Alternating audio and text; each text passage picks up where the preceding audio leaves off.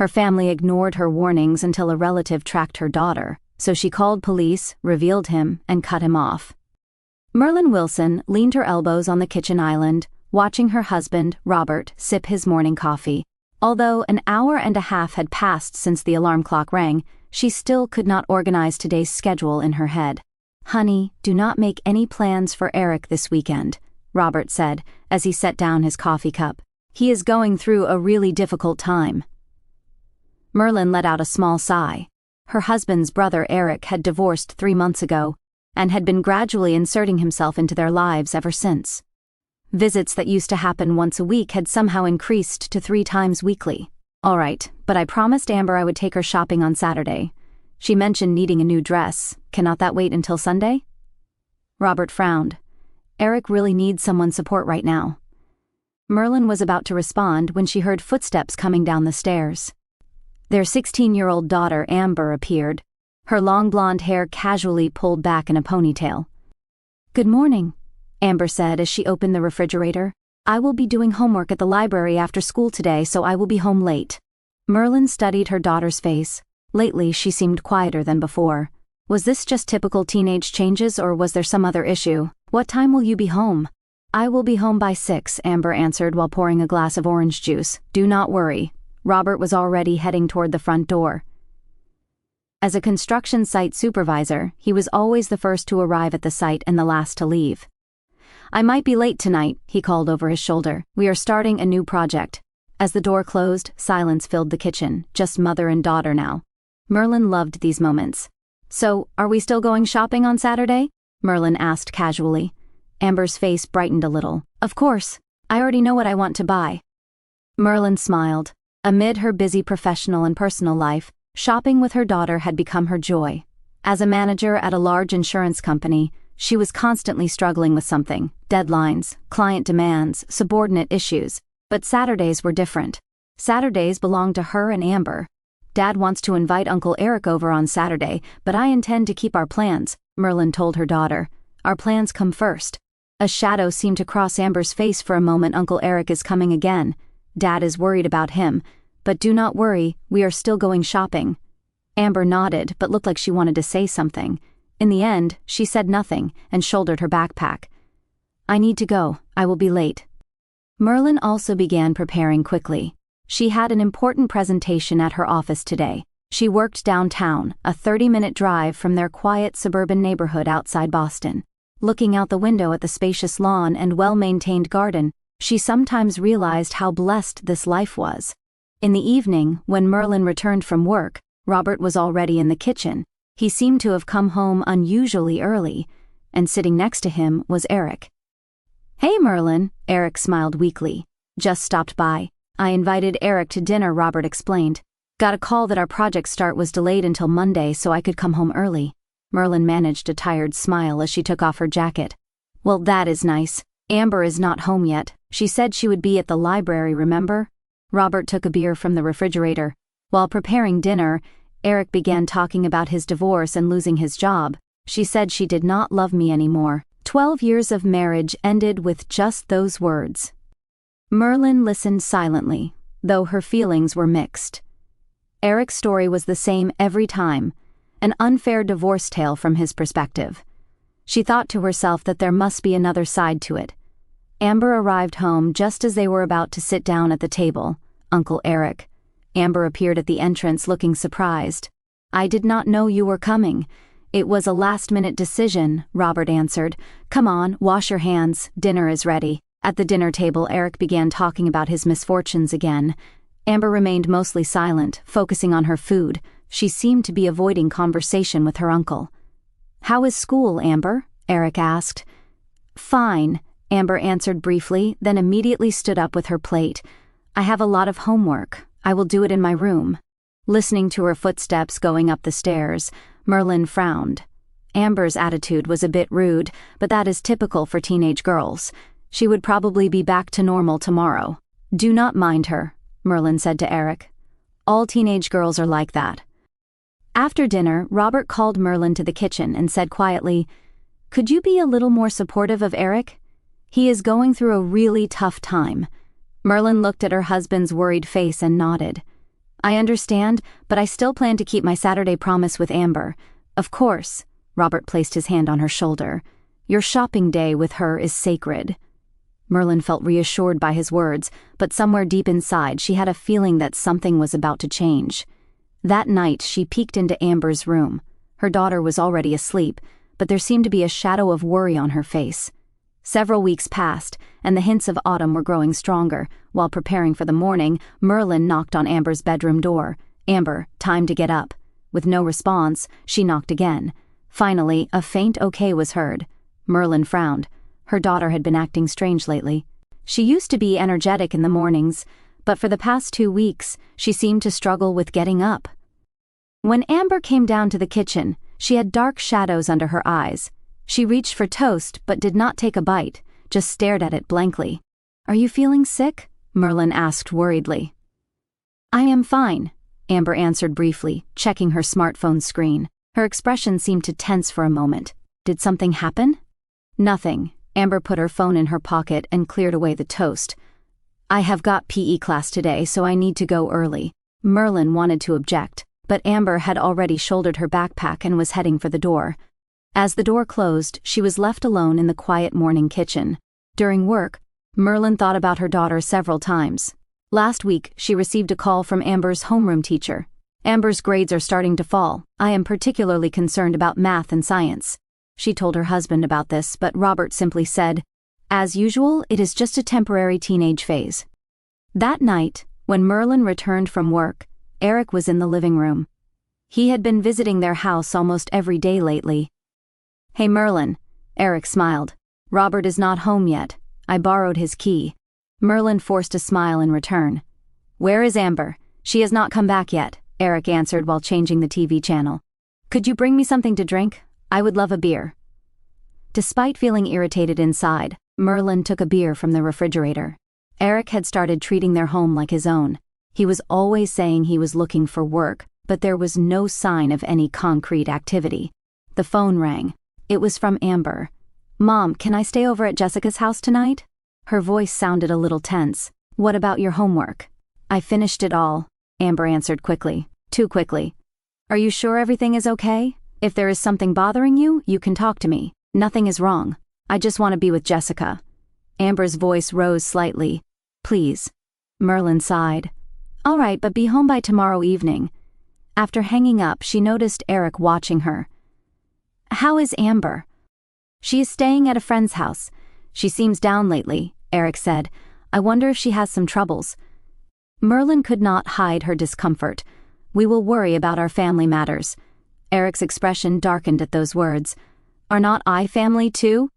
Just as Merlin was about to say something, the front door opened and Robert came home.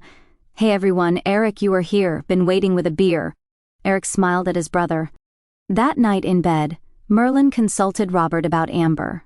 She has been acting strange lately. She is spending more time shut in her room, and her grades are dropping. Robert answered with a yawn. All teenagers are like that. Think back to when we were teenagers. But this is different. She seems afraid of something. You are exaggerating. Robert turned off the light. You are worrying too much. The next day, Amber returned home in the evening as promised. However, she barely spoke and immediately secluded herself in her room. Merlin knocked on her door, but the only response was, busy with homework. That weekend, as Merlin was making coffee in the kitchen, Amber came hurrying down the stairs with her smartphone in hand. What is wrong? Merlin asked. Nothing, Amber answered quickly, but her hand was trembling. There was some message displayed on her phone screen, but when Merlin approached, Amber immediately darkened the screen. Amber? Merlin said quietly. If there is a problem, you can talk to me. Amber seemed about to say something for a moment. However, the front door opened and Eric entered. Hey everyone, he called cheerfully. Beautiful morning, is not it? Amber's expression froze. She immediately stood up and said, I am going back to my room. Then hurried up the stairs. Eric watched her go, slightly frowning. Young people these days are difficult, he said, taking a coffee cup. I went through a phase like that too. Merlin stared at Eric's face. There was something unnatural about his expression. He was smiling, but his eyes were not. Where is Robert? Eric asked. He went to the site early. I see. Eric looked around the kitchen, just the two of us. Then something was different. Merlin felt it instinctively. She stood up and said, "I need to prepare for work." "It is Saturday," Eric said. "You do not have work, do you?" Merlin was momentarily speechless. "Well, but I have housework." As she was about to head for the stairs, Eric grabbed her arm. "Merlin, I need to talk to you." At that moment, Amber called from the top of the stairs. "Mom!" Eric immediately released his hand. Merlin turned toward her daughter. Amber's face was pale. "What is it?" Amber seemed to be searching for words. "You said we could go shopping this weekend. Can we go today?" Merlin looked alternately at Eric and her daughter. Something was happening. She still did not know what it was, but something was definitely happening. "Of course," she said. "Get ready and we will leave in 30 minutes. Merlin's sedan entered the vast shopping mall parking lot. On a Saturday afternoon, the parking lot was bustling with shoppers. It took her a little time to find an available space, but she eventually found the entrance to the underground parking garage. As she drove the car down into the dimly lit underground, she glanced at Amber in the rearview mirror. Her daughter kept checking her phone screen and seemed restless. "Are you okay?" Merlin asked as she parked the car. "Yes," Amber answered briefly. Her eyes were constantly moving, seeming to watch her surroundings. Once inside the mall, Amber seemed to regain some composure. They first had a light lunch at the food court, then went around looking at clothes. Merlin helped her daughter select a new dress at her favorite boutique. For a moment, everything seemed normal. Just their usual mother-daughter shopping day. However, Amber seemed frightened of something. She frequently checked her phone and looked around. When going to the bathroom, she asked Merlin to come with me. This was not like her. Amber had always been independent, often claiming, "I am not a child anymore." "Is there something worrying you?" Merlin asked while waiting outside the fitting room. "I am just a little tired," Amber answered through the curtain. "Maybe pressure from school." "Really?" Merlin pressed. "You have been acting strange lately. Did something happen?" Amber came out of the fitting room. The new dress suited her well. However, her expression was dark and there was anxiety in her eyes. "Mom." She started to say something, but at that moment, her phone vibrated. Amber immediately checked the screen and her face changed. "Let us buy this and go home. Do not you want to see other stores?" Merlin was confused. "We have been here less than 2 hours. Please, Mom." There was urgency in Amber's voice. "I am starting to feel sick." Merlin reluctantly agreed. After purchasing the dress and a few other items, they headed for the mall exit. Amber was clutching the shopping bags with both arms, walking briskly. "Amber, slow down." Merlin tried to catch up with her daughter. "What is the rush?" "Mom, I am sorry," Amber said without looking back. "I just want to get back to the car quickly." They descended the stairs to the underground parking garage. An unpleasant smell lingered in the concrete-walled space. The fluorescent lights were cold, occasionally flickering as they illuminated the rows of cars. The underground garage was not as crowded as the upper floors, and their footsteps echoed. "Where did we park?" Merlin looked around. "Over there." Amber pointed. "Should be in Section C." They moved forward, checking the parking signs as they went. Suddenly, Amber stopped. She tensed her body as if listening for something. "What is wrong?" Merlin asked. "Let us hurry to the car," Amber said in a low voice. Her voice was trembling. They walked further. Turning a corner, Merlin spotted her car. "There it is." Amber walked even more quickly and rushed to the passenger side door. Merlin approached more slowly from the other side, trying to unlock the driver's door. At that moment, Amber jumped into the car and shouted, "Mom, turn off your phone, right now." Merlin was confused. "What are you saying? Please turn off your phone." Amber's eyes were wide with fear. "Hurry!" Surprised by her daughter's desperation, Merlin did as told. She took out her smartphone and held down the power button. The display showed shutting down and the screen went dark. "What is going on?" Merlin asked as she got into the car. Her heart was pounding. "Amber, explain!" A tense silence filled the car. Amber's breathing was shallow and fast. She was looking toward the back seat and watching carefully out the window. "Mom, look over there." Amber's voice was trembling. She pointed to the other side of the parking lot. Merlin slowly shifted her gaze. At first, she could not see anything, just shadows of columns and cars in the dark parking lot. But as her eyes adjusted, she noticed a figure standing in the shadow of a parking column. "Who is that?" Merlin squinted. At that moment, a nearby car started its engine and its headlights illuminated the figure. Merlin felt the blood drain from her face. It was Eric. He was holding some kind of device in his hand and staring in their direction. Then he lowered his gaze to the device's screen, checked something, and made a motion as if pointing toward their car again. "That is not Eric," Merlin said in a tone of disbelief. "What is he doing?" Tears were streaming down Amber's cheeks. "He has gone crazy, Mom. He has been following us." Merlin stared at her daughter. Now all the pieces fit together. The changes in Amber's behavior, her avoiding going out, her not letting go of her smartphone. "He is tracking our phones," Amber explained. "If we do not turn them off, he can find us." "What do you mean?" Merlin's voice was trembling. "How long has this been?" At that moment, Eric began walking toward their car. His expression was dark, filled with determination. "Mom, please, let us get out of here," Amber pleaded. "He is trying to catch us." Merlin came to her senses and hurriedly started the engine. Her hands were shaking, but she managed to turn the ignition key. The sound of the engine echoed in the underground parking garage. Eric was approaching quickly. There was an unfamiliar expression on his face. It was not the face of a brother-in-law, but of a predator who had cornered his prey. Merlin quickly locked the car doors. A clicking sound resonated inside. Eric came even closer, now just a few meters from the car. "Mom, hurry!" Amber cried. Merlin put the car in reverse and backed up quickly. Eric stood in front of the car, gesturing for them to let him in. His eyes were glowing strangely. "What are you doing?" Merlin shouted through the window. "Move!" Eric pretended not to hear and lightly tapped on the windshield. "Let us talk," he mouthed. Fear coursed through Merlin's entire body. Her brother-in-law, whom she had never feared before, had now become a threat cornering her and her daughter. She did not fully understand the source of this fear, but one thing was clear: she had to protect her daughter. "Mom!" Amber's voice was thin and weak. "Help!" Merlin's heart was pounding hard enough to break through her chest. She put the car in drive and suddenly turned the wheel. Avoiding Eric, she drove the car toward the exit. In the rearview mirror, she saw him running after them. His face was distorted with anger. "Mom, hurry!" Amber's voice trembled with fear. Merlin rushed toward the parking garage exit. Her hands were shaking and cold sweat beaded on her forehead. When the car burst from the darkness of the underground garage into the bright light outside, she finally let out a deep breath. "Amber, are you okay?" She looked at her daughter. Amber had her shoulders hunched, hugging herself with both arms. Her face was wet with tears. "I am sorry, Mom, I am sorry." Merlin parked the car behind a small shopping district. Turning off the engine, she turned to Amber. "What is happening? Will you tell me?" Amber wiped her face with a handkerchief. She took several deep breaths and seemed to calm down a bit.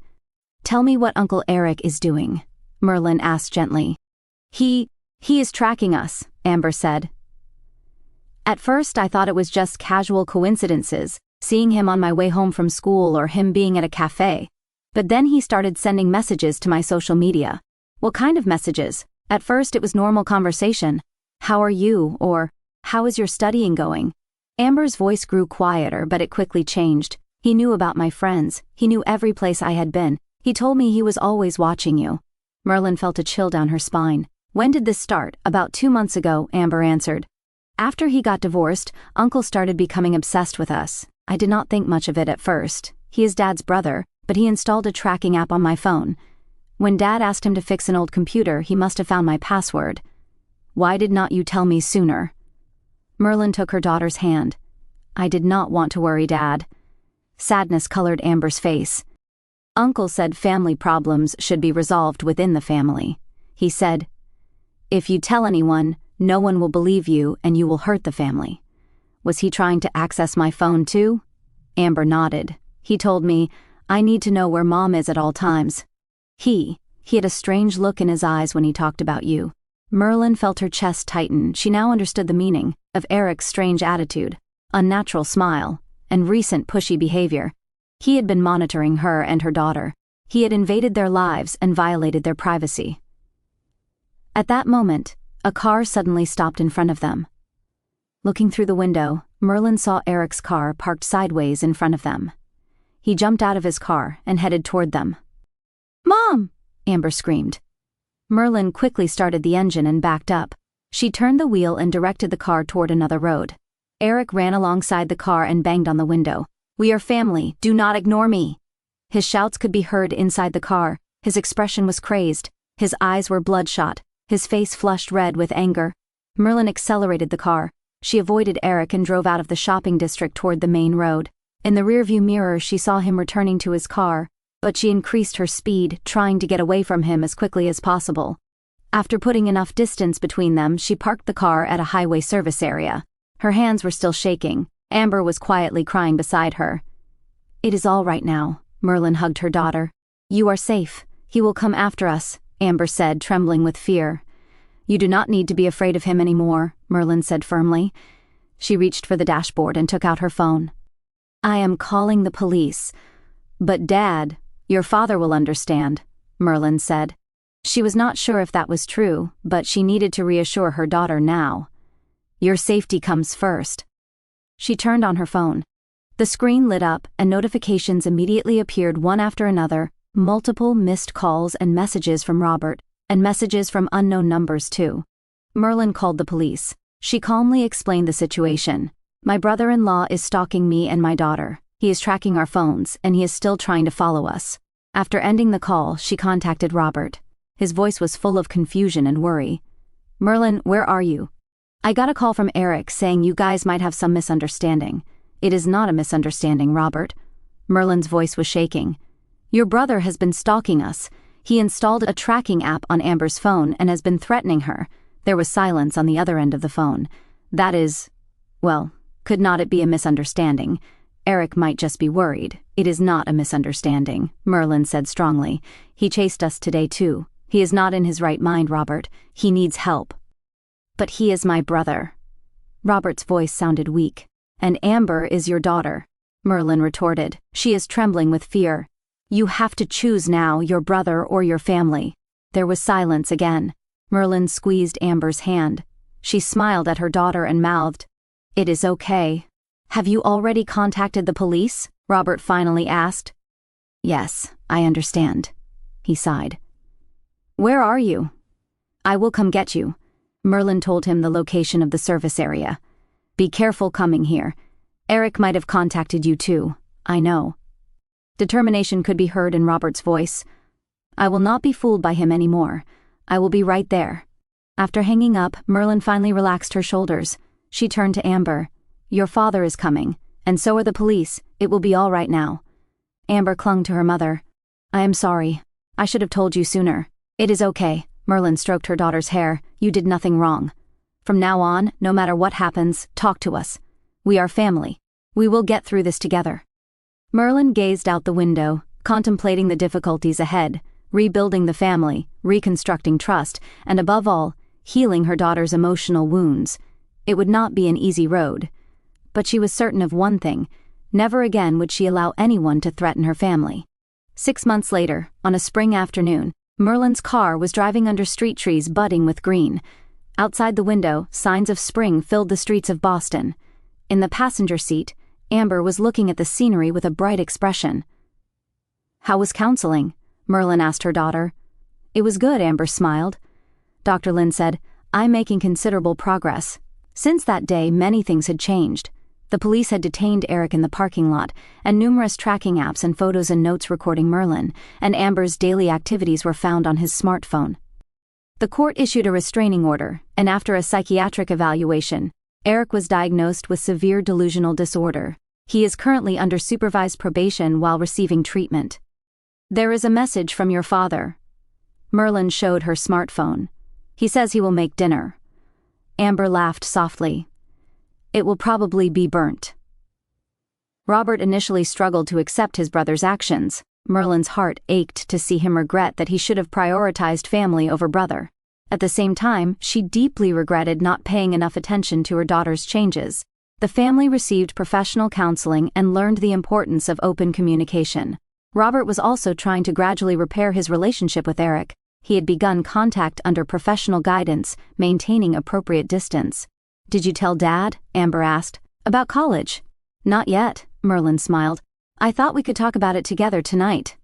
Amber had been accepted into an early admission program and planned to major in psychology. I want to help people who have had experiences like mine, she had said. When they parked the car in the shopping mall parking lot, the two checked their shopping list. It was the same shopping mall as before, but this time, anticipation, not fear, enveloped them. We avoided the underground parking garage, Merlin said lightly. Amber rested her head on her mother's shoulder. I am not scared anymore. I think that day made us truly stronger in a meaningful way. Merlin hugged her daughter. Yes, true family means understanding each other in difficult times and supporting each other while maintaining appropriate boundaries. They entered the mall and walked in the bright light. Merlin looked at her daughter and felt proud. Amber had overcome fear and grown stronger. She herself had grown as a mother and wife. The family bond had been tested, but had ultimately become stronger than before. Where should we start looking around? Merlin asked. Anywhere is fine, Amber answered brightly. We are not in a hurry, right? Merlin nodded. They now had plenty of time. Peaceful time to spend as mother and daughter without being chased by fear. She took her daughter's hand and walked into the mall. The future was bright and full of hope.